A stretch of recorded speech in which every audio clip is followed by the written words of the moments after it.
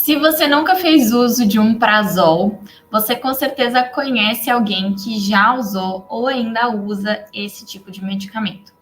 A gente chama os prazóis, né, que é o omeprazol, pantoprazol, todo medicamento que termina com esse sufixo prazol, a gente chama ele de forma técnica de inibidores da bomba de prótons. Então, o que é essa bomba? O que ela está fazendo dentro da gente, né? O que ela faz e como que eu posso lidar com as consequências dos inibidores da bomba de prótons? Meu nome é Milena Hernandes, eu sou nutricionista e hoje vim falar sobre exatamente isso com vocês. Então, como os prazóis influenciam nossa saúde, como o uso desses inibidores da bomba de prótons pode influenciar a nossa saúde. Antes de qualquer coisa, eu preciso te falar que eu sou nutricionista, então a indicação de uso do medicamento vai partir sempre de uma médica ou de um médico. Esse médico, essa médica, vai indicar o uso do medicamento, do prazol. Você vai ter um tempo de tratamento e depois você precisa revisitar esse profissional. Porque esse tratamento pode não ser para sempre. Só que você não vai tirar por conta própria. Quando você revisita o profissional, ele pode indicar que você comece a retirada do medicamento, que é feita através de uma retirada gradual, então é um desmame do medicamento, porque pode ter consequências negativas tirar de uma vez, e eu já vou te explicar por que isso. Então, é muito importante que você, ou qualquer pessoa que você conheça, não se automedique, porque o omeprazol, essa classe de medicamentos, é a classe de medicamentos que as pessoas mais se autorreceitam, elas utilizam sem o acompanhamento de médicos e também é um medicamento muito prescrito por médicos. Mas, como eu falei, às vezes é uma prescrição para 3 meses e se você não voltou lá, você não vai conseguir tirar, você vai ficar tomando por um ano, porque está confortável. Realmente ele vai tirar seus sintomas, mas ele pode trazer consequências negativas. Então, volte em consulta, converse com seu médico, com a sua médica sobre o uso desse medicamento e converse com a sua nutricionista ou seu nutricionista sobre como lidar com os efeitos colaterais, né, que na verdade não vão ser sintomas, mas podem ser efeitos ali em relação a deficiências nutricionais, a digestão de alguns nutrientes também, tá bom? Então agora vamos entender para que você possa procurar o profissional correto que vai te ajudar nesse momento. Então, aqui, ó, a gente tem um estômago funcionante. O estômago que está funcionando bem é um estômago saudável, sem o medicamento, ok? Então, o que é para acontecer? A gente tem essa bombinha aí que está representada meio vermelho, meio rosa, né? Com os canos azuis. Ela vai bombear hidrogênio. Então, uma bomba, né, uma bomba de prótons, ela bombeia hidrogênio. Não uma bomba que explode, hein? Pelo amor de Deus, é uma bomba que bombeia hidrogênio.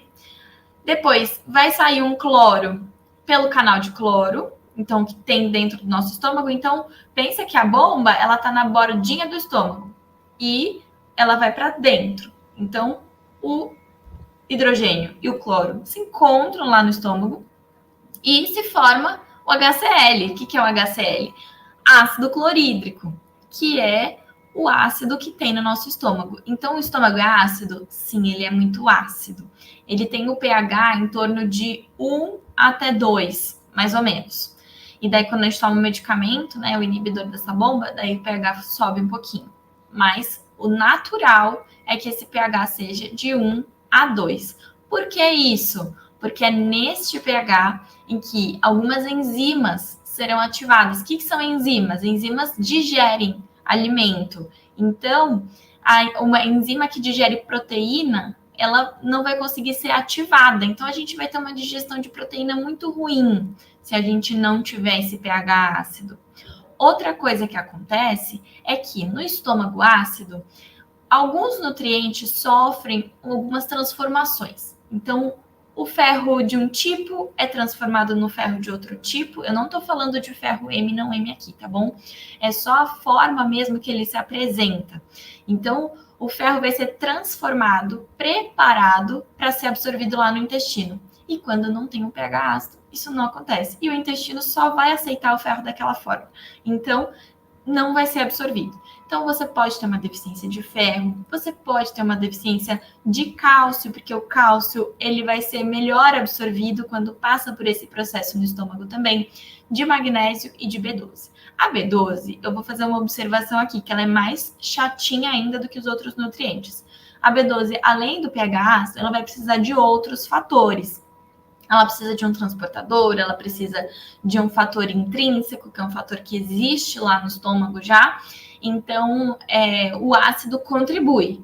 Então, você já pode ter uma deficiência de B12 sem ter nenhuma deficiência em relação ao pH, né? Sem ter nenhum problema em relação ao pH do seu estômago. Mas a falta do pH ácido vai piorar ainda mais a sua deficiência de B12 ou vai criar uma deficiência de B12, né? Caso você ingira B12 através dos alimentos, ok? Então, ótimo, funcionou, perfeito, absorvi nutriente, digeri proteína, muito bom. Agora, eu tomei o medicamento. Estou tomando medicamento há um tempo. É individual, é claro, o tempo que vai demorar para você começar a ter prejuízos em relação à sua saúde, tá?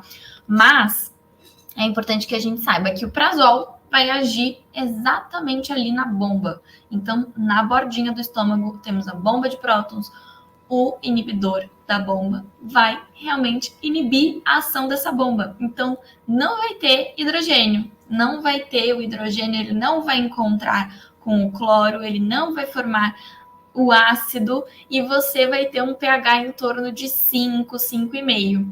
E daí não vai ter ativação da enzima que digere proteína e não vai ter a transformação dos nutrientes para serem absorvidos lá no intestino. E, consequentemente, não vai ter essa absorção dos nutrientes no intestino. Então, é exatamente assim que o prazol age. Ele vai inibir essa bomba e a bomba vai parar de bombear o hidrogênio, que vai parar de produzir, que vai parar de se ligar com cloro, que vai parar de produzir o ácido clorídrico, que vai tornar o pH do estômago muito menos ácido, né? Ele continua ácido porque o pH neutro é a partir de 7. O pH básico, né, a partir de 7. Então, ele continua ácido, mas não ácido o suficiente para que aconteçam essas questões que eu mencionei para vocês, a digestão das proteínas e a transformação de alguns nutrientes, como ferro, B12, magnésio e cálcio. Por que a gente toma um prazol, então? Porque tem alguma condição existente. Existem muitas indicações desse medicamento. Então, pode ser uma gastrite de diversas causas também. A gastrite é só um nome genérico, né? Então, pode ser de diversas causas, um machucadinho ali, uma úlcera no estômago, uma inflamaçãozinha no estômago, que pode doer quando a gente tem um pH mais ácido, né, normalmente do estômago, de 1 a 2. E daí é prescrito esse tipo de medicamento, que também é um protetor gástrico, tá? O medicamento protege o estômago. Então, é comum que em alguns tratamentos mais fortes, assim, com medicamentos mais fortes, a gente tome um prazol junto para proteger nosso estômago.